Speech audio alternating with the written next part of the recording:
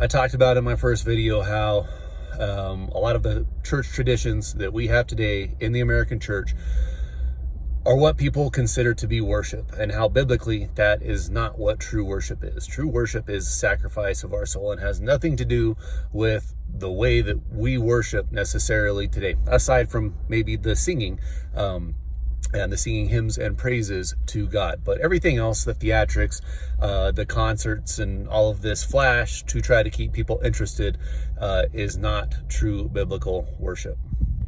Now, I think it's important to look at the way that the apostles worshiped God. They were sacrificed. They were human sacrifices presented to the Lord.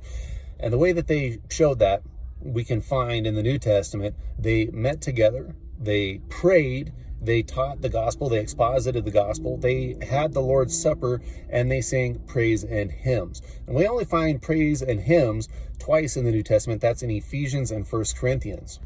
But in almost every instance of their meeting, they were in prayer. And so I think the church in America has things a little bit backwards. And again, not all, but a lot of them have things backwards. We place such an emphasis on the theatrics of the worship because it's what captivates people and it holds them in, and it allows or causes people to, decide to want to stay in the church. And then we have the teaching, which varies in length from 30 minutes to an hour, depending on what church you go to. And there is a very small emphasis on prayer. Maybe pray before the service, maybe pray between what we call worship and the teaching, and then a prayer afterwards, and a mention of the corporate prayer group that happens on Tuesday night.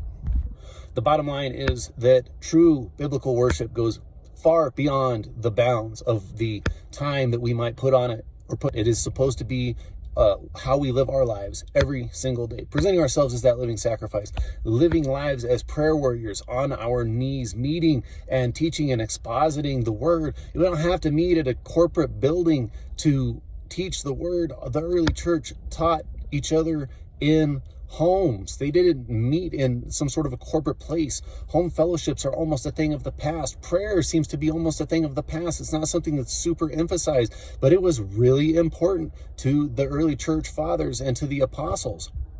And of course, singing praise and hymns to the Lord, but with less emphasis on that and more emphasis on prayer. And this is not ever to say that if you attend a church that has a more concert-like worship service on Sunday mornings or Wednesday nights or whenever the case may be, that you're not truly worshiping God.